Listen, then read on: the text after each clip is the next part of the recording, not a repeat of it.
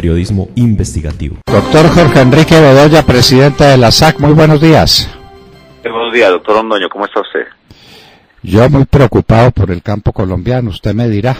Tenemos la tasa de cambio vigente hace 15 años y los campesinos de Colombia tienen que competir con productos que vienen con una tasa de cambio de hace 15 años, mientras los costos se le han subido como se le han subido.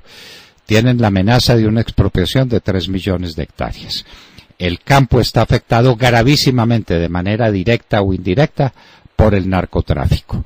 Sobre el campo colombiano hay tantas amenazas y tantos problemas que lo que uno se pregunta es cómo sobrevivo. ¿Cuál es el diagnóstico que ustedes tienen en la SAC, doctor Bedoya? Pues mire, usted lo ha dicho. Nosotros vemos que hay una gran oportunidad para el ministro Valencia y no solamente él, sino otros miembros del gabinete del presidente Duque. ¿Por qué? Porque aquí se necesitan varias cosas para superar esos retos, algunos de los que usted ha mencionado. Le pongo unos ejemplos muy sencillos porque la lista es larga. El primero, el tema de los bienes públicos. Solamente Colombia tiene 162.000 kilómetros de vías terciarias y el 10% está en buen estado. Y usted sabe que para conectar los centros de producción con los centros de consumo, los mercados de exportación, pues evidentemente ahí se necesita voluntad política, presupuesto y una verdadera articulación de las entidades responsables del Estado y también de las alcaldías y las gobernaciones. Segundo, la despolitización de las entidades públicas. Porque uno diría, bueno, ¿eso qué impacto tiene sobre nuestros campesinos? Pues evidentemente, si nosotros no ponemos profesionales serios en entidades como el Banco Agrario, como la Agencia Nacional de Tierras, la Agencia de Desarrollo Rural y Finagro, solo por mencionar algunas, pues las políticas que trae el presidente Duque y el ministro Valencia no llegarán de una manera técnica y beneficiosa a los productores de nuestro país. Tercero, el tema del crédito. ¿Por qué? Porque es la única manera de buscar resolver problemas estructurales como se tiene en el caso de la comercialización del arroz, en el caso de nuestros productores de leche y muchos otros. Y un elemento fundamental que tiene que ver con la política exterior. En buena hora el presidente Duque le ha dado la instrucción a su ministro de Agricultura, a su ministro de Comercio y su canciller para trazar una diplomacia sanitaria que permita realmente llegar a los mercados internacionales. Hoy, por ejemplo, el doctor Carlos Holmes Trujillo entiendo que recibirá al canciller de Japón, con quienes se está negociando un acuerdo comercial y las ofertas de Japón son absolutamente ridículas para los productores nacionales. Ahí también se tiene otra oportunidad. Y el señor José Manuel Restrepo, ministro de Comercio Exterior, recibirá una negociación de la Alianza del Pacífico que el gobierno anterior dejó con gran preocupación a nuestros productores, porque se había solicitado la exclusión del azúcar, la leche y la carne de res por las amenazas que representan las importaciones que vengan desde Australia y Nueva Zelanda. De tal manera que hay serios retos, hay buenas oportunidades y en buena hora yo creo que el ministro Valencia ha llegado al ministerio, pero también dependerá de muchas herramientas presupuestales y otras que tenga a su consideración. No menciona usted, doctor Bedoya, el tema de la revaluación del peso. Tenemos la tasa de cambio de hace 15 años. Mientras tanto, los costos en Colombia, es decir, los precios de las cosas, han subido al doble. Entonces, ¿cómo hace el campesino? Sus costos se subieron al doble y sus ingresos y la competencia externa igual que hace 15 años. ¿Cómo hace, doctor Bedoya? Pues mire, por eso es que hay que diseñar mecanismos también que permitan compensar esas variaciones tan abruptas que tiene la tasa de cambio. Fíjese una cosa muy curiosa, productos que usted conoce bien, como es el caso de las flores, el banano, pero ahora más, la palma, el tema de nuestros frutales como el aguacate, algunos cítricos y evidentemente el azúcar y el café, pues quedan al vaivén de la tasa de cambio. El esfuerzo que han hecho los productores de panela, que en su mayoría son campesinos, de llegar a exportar 4.000 toneladas de panela al año, y de la misma manera los cacaocultores, pues evidentemente debe llevar a varios elementos. Lo primero, que haya realmente una política que conduzca a una tasa de cambio de equilibrio, pero que se luche de manera frontal contra ¿qué? El narcotráfico, la minería criminal y el lavado de activos, porque usted que conoce bien esos temas sabe que muchos de los dólares que entran por estos fenómenos pues terminan afectando el valor del dólar en nuestro país. Y adicionalmente, la lucha flagrante contra el contrabando y fenómenos ilícitos como la falsificación de materiales, porque eso también afecta los costos de producción de nuestros productores y sin duda alguna la posibilidad de competir con productos que ya no entran de manera legal, sino de manera ilegal por nuestras fronteras, en particular las que tenemos con Ecuador y con Venezuela. Las posibilidades de exportación del campo colombiano serían inmensas. Si tuviéramos todo eso a lo que usted se refiere, usted habla, por ejemplo, de las llamadas vías terciarias, que son en última los caminitos de penetración que hay para llegar a las zonas agrícolas, y usted nos dice que un 10% están en buen estado y lo demás son trochas. ¿Cuál es el costo? ¿Cuál es el costo que tienen los campesinos para pasar por esas trochas? ¿Y cuáles son los problemas? Sí, diga usted. Yo le pongo un ejemplo. Traer una tonelada de un producto del Golfo de México a Buenaventura cuesta la mitad de lo que vale traer ese producto del puerto de Buenaventura a la ciudad de Bogotá. Y eso que son por vías que no son terciarias. Imagínese usted, para nuestros productores de cacao, nuestros productores de panela, nuestros productores de maíz y soya, cómo termina siendo la posibilidad de competir. E inclusive, excúseme, voy un poquito más allá, para la posibilidad que vea el gobierno del presidente Duque de erradicar cultivos ilícitos o de sustituirlos por oportunidades de licitud para los productores, pues si no hay vías terciarias, francamente esto va a estar muy complicado. Ahí hay una razón fundamental que la ministra de Transporte debería tener presente. Los recursos de regalías, que suman más de 1.2 billones de pesos, deberían tener la posibilidad que a nivel local y regional los gremios regionales de la producción, como la sociedad civil, participara de la priorización de esas vías con los alcaldes y gobernadores, porque es que usted sabe que a veces en algunos municipios esas vías terminan beneficiando las fincas de recreo de los gobernantes, y aquí lo que debe servir es para conectar los centros de producción con las carreteras secundarias o en su defecto con las famosas 4G. Es para lo que tienen que servir. Hay fenómenos tan graves, por ejemplo, como el envejecimiento del campesinado colombiano. En las zonas cafeteras hay un estudio que nos merece credibilidad, donde dice que los campesinos cafeteros tienen en promedio cerca de 60 años. ¿Qué se hicieron los jóvenes, doctor Bedoya? Los jóvenes se fueron a raspar coca y se fueron a fabricar clorhidrato de cocaína porque es lo que produce, y abandonaron las zonas cafeteras, y eso está pasando con el campo porque no tiene alternativas. ¿Eso no es un hecho dramático? Pues miren, no solamente pasa en las zonas donde se produce el café. Desafortunadamente en Colombia hemos tenido al menos dos fenómenos. Primero, el envejecimiento paulatino de la población rural.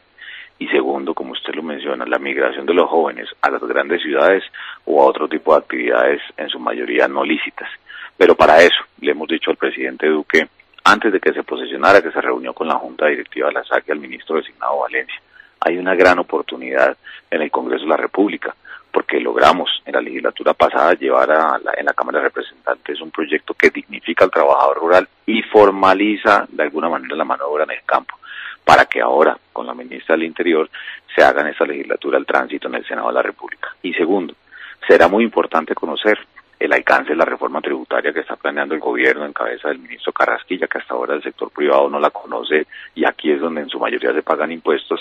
¿Para qué? Porque la promesa del presidente Duque de hacer reducciones al impuesto de renta versus la formalización o la creación, del empleo formal en el campo, pues de alguna manera puede conducir a sufragar o de alguna manera aliviar este problema que tenemos más de mano de obra. En algunas zonas del país, los muchachos, como no tienen incentivos, no tienen vías terciarias, prefieren irse a las cabeceras municipales a vender minutos de celular o trabajar en mototaxismo. Y entonces uno dice, con 40 millones de hectáreas que tenemos de potencial de frontera agrícola, ¿con qué mano de obra la vamos a trabajar? O inclusive las mismas familias que tienen algunos predios, ¿con qué mano de obra van a trabajar y ser rentables? Esa es una enorme preocupación que tenemos desde la SAC. Doctor Bedoya, Colombia tiene unas posibilidades de desarrollo agrícola descomunales. La altillanura solo sería un programa para muchos gobiernos. Para eso se necesita tecnología, capitales, condiciones tributarias adecuadas. Usted tiene la mojana, dice, no sé si es cierto, usted lo sabrá mejor que yo, que es la capa vegetal más profunda del mundo, la tierra más rica del mundo para la agricultura, inundada, sin vías de comunicación, sin alicientes para la siembra. ¿Cuántos lugares de los llanos orientales serían propicios para una explotación agrícola gigantesca? Y usted tiene lo que está pasando en zonas del país como el Catatumbo, como Tumaco, como la costa del Pacífico, que está quedando en manos de los bandidos. Es que Colombia ha sido señalada como una de las naciones del mundo que podría contribuir eficazmente a la multiplicación de la agricultura en momentos en que el mundo empieza a sentir hambre y que el problema va a ser el hambre de la humanidad.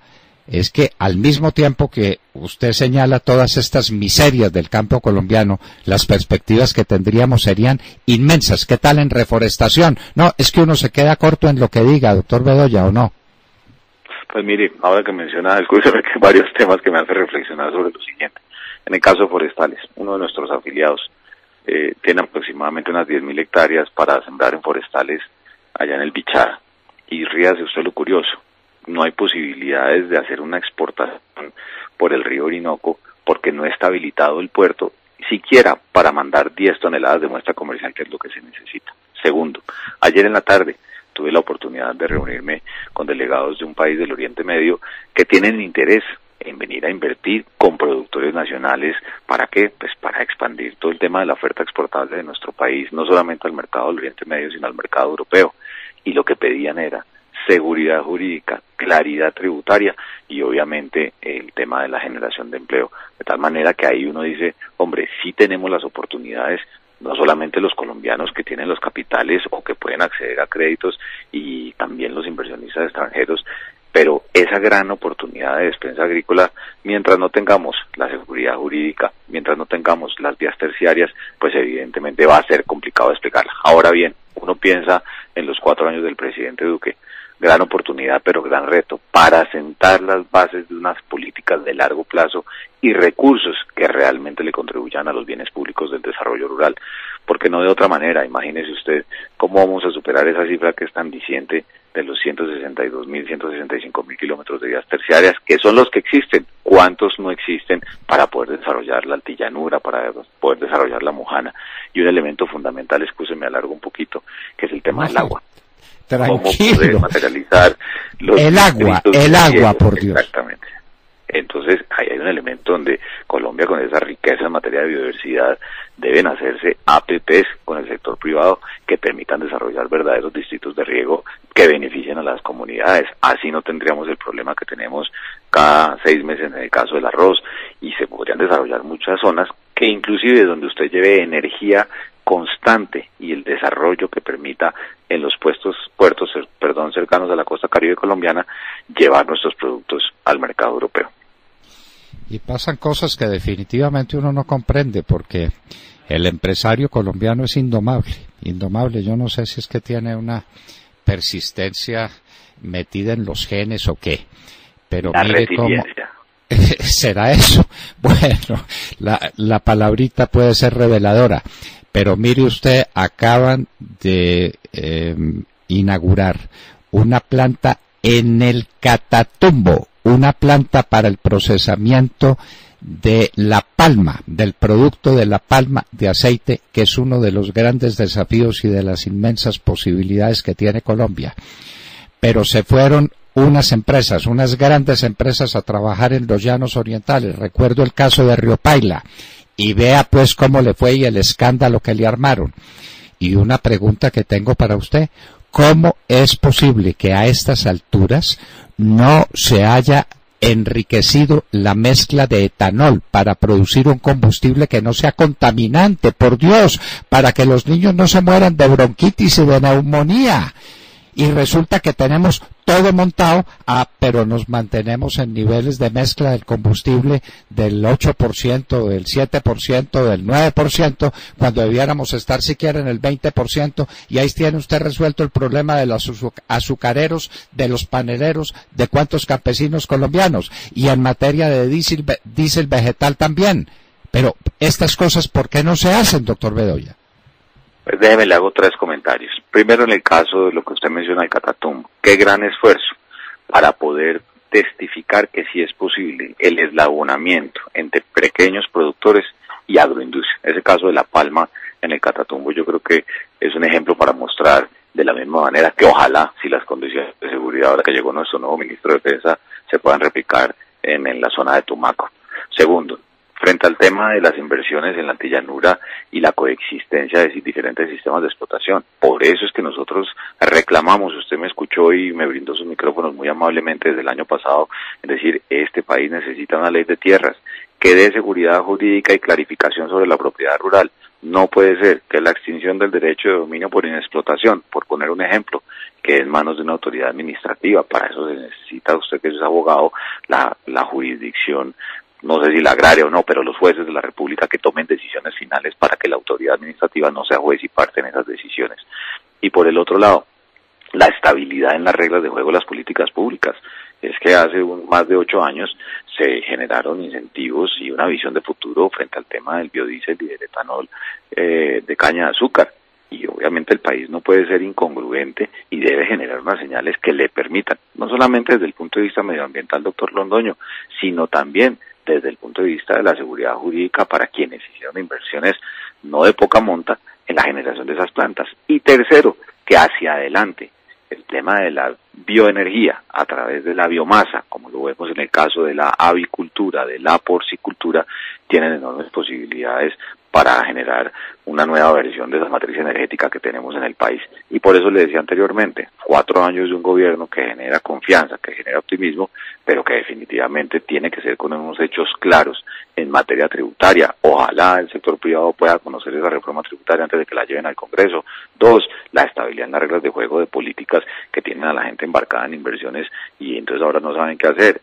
3, la seguridad jurídica de la propiedad rural y los bienes públicos para que después de esos 4 años, quien quiera que elijamos como presidente de la República en el 2022, encuentre ya una hoja de ruta que ojalá sea inalterable para beneficiar a esos más de 15 millones de colombianos que dependen de la ruralidad de nuestro país. Sí, señor, la reforma tributaria. No son capaces de declarar renta a las gentes aquí en la ciudad, que tienen contadores públicos ahí al lado, que tampoco son capaces de hacer la declaración de renta, porque eso es tan complicado que a eso no le mete el diente nadie.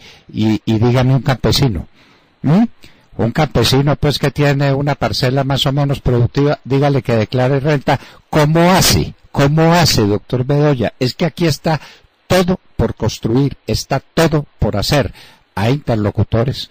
Yo sé que usted con el nuevo ministro de Agricultura se entenderá fácilmente que podemos hablar un lenguaje común, que estamos trabajando sobre las mismas bases de que este es un país con un potencial agrícola ganadero gigantesco.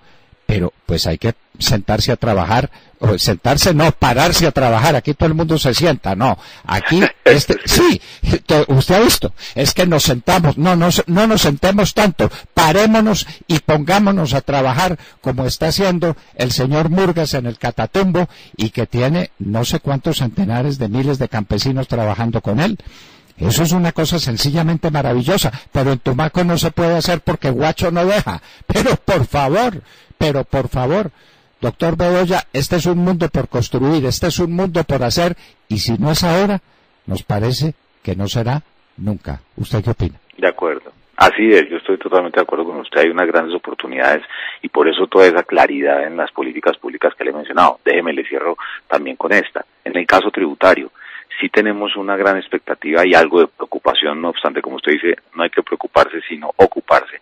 Frente a lo que pueda hacer el gobierno en el planteamiento al Congreso sobre el tema de la producción agropecuaria, mire, el régimen de exentos, que es la tarifa de 0 para la canasta básica, ha funcionado muy bien. Pensar en clavarle, porque no hay otra palabra para decir eso, una tarifa del 2 o del 3% del IVA, bajo el supuesto que se le va a devolver el IVA a los más pobres, eso ya está aprobado, inclusive en las iniciativas de reforma tributaria que se tuvieron hace más de 8 años. Y aquí lo que queda claro es que esa estabilidad en las reglas de juego, porque estar cambiando cada que es una reforma tributaria, la expectativa y la generación de ingresos para los productores, los pequeños campesinos y los productores del campo es bastante nocivo. De tal manera que sentarse no, pero pararse a conversar, a discutir con el nuevo gobierno del presidente, que fue muy claro en la Junta Directiva de la SAC, que generaría un espacio permanente de discusión con este gremio y sus gremios afiliados, no solamente para el ministro de Agricultura, porque como lo hemos dicho a lo largo de esta conversación, tenemos temas con la ministra del Interior, con el ministro de Justicia, con el ministro de Defensa, Nimán Fataba, el caso de la educación. Aquí podríamos seguir por horas conversando en este grato espacio, pero definitivamente la ruralidad es transversal a la política del Estado y por eso muy importante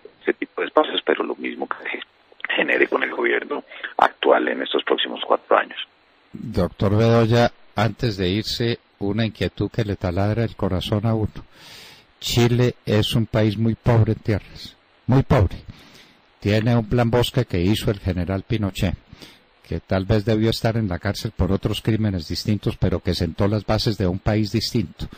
Ese plan Bosque significa que Chile gana en frontera forestal lo que Colombia pierde al año. Entonces uno dice, ¿esto cómo es? Mire el mapa, ¿dónde queda Chile? Mire las tierras de Chile. Mire lo que pasa en Colombia. Aquí destruimos el bosque y allá crean bosque porque hay alicientes, porque hay ánimo empresarial.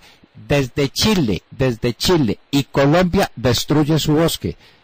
Doctor Bedoya, definitivamente uno no terminaría de hablar de posibilidades y de contrasentidos de la realidad colombiana. Pero escúcheme, le robo un minuto ahí porque sí me toca el corazón con ese tema.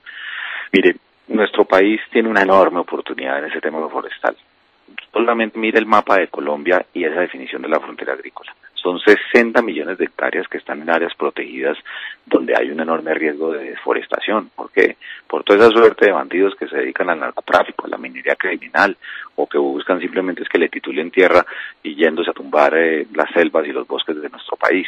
Entonces, ahí claramente el Ministerio de Defensa, en la articulación que hace con otros ministerios, pero en particular nuestras fuerzas militares y de policía, tienen una gran responsabilidad. Yo no sé usted qué opina de lo que voy a decir, pero así como lo pensamos en su momento en la minería criminal, también hay que buscar modificar el Código Penal por los delitos ambientales. Aquí esto no es un tema de que no hay plata para hacer cárceles. El problema es que hay mucho delincuente que francamente no tiene ningún problema en ir a cometer delitos, inclusive en zonas altamente despobladas donde no ocurre nada. Y segundo, en la Junta de Finagro, le vamos a decir al nuevo presidente de Finagro, aquí hay que generar incentivos en materia de bonos verdes, en materia de crediticia por puntos para desarrollar el sector forestal, pero que sea una cosa con estabilidad en las reglas de juego.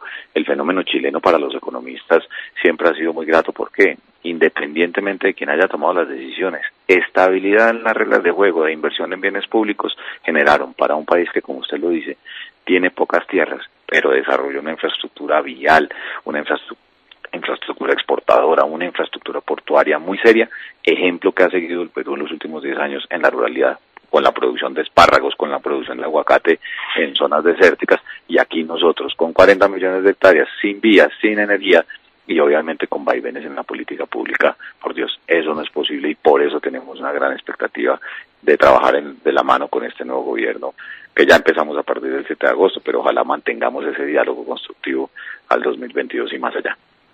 Y usted se le olvidó decir, omitió, los resultados que ha tenido el Perú y el Chile en materia social, en materia de desarrollo, en materia de balanza con esas políticas.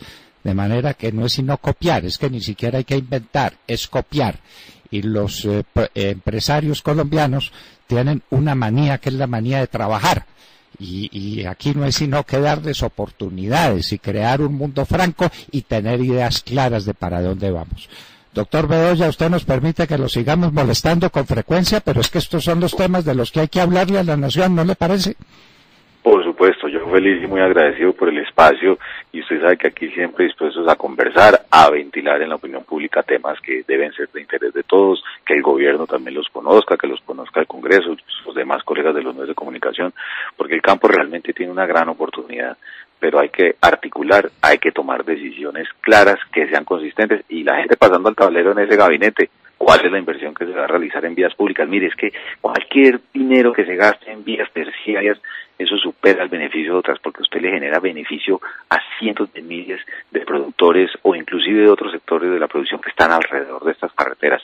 Y como siempre decían, inclusive en las épocas de la parte más dura de la guerra, además de las fuerzas militares, el peor enemigo de la guerrilla es el cemento. Así que obras son amores, pero también obras traen seguridad.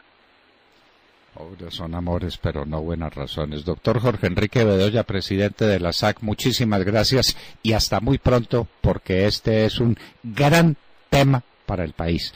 Tal vez el primero, el primordial, el de la tierra. Muchas gracias, doctor Bedoya. A usted, señor, que esté muy bien. Bueno. Ustedes oyeron. Por todas partes, posibilidades. Por todas partes, problemas. Sí. Y problemas que se pueden subsanar, que se tienen que subsanar. Este país tiene las tierras más ricas sin tumbar un árbol. Sin tumbar un árbol. En la altillanura no hay que tumbar un árbol para hacer un emporio de riqueza gigantesco. Pero ¿quién puede? Y entonces salen las comunidades indígenas, que es que aquí vivíamos hace no sé cuántos años y no han hecho absolutamente nada de nada por nada. Estorbar. Las vías de comunicación, los proyectos forestales. Usted tiene proyectos maravillosos que se han hecho en Colombia de estudios, de análisis. Mire lo que ha hecho el doctor Lugari. Eso es una cosa magnífica. Lugari extraordinario, maravilloso, en compañía de un hombre, de otro visionario como Mario Calderón Rivera. Pensaron en este país y en el mundo. Doctor,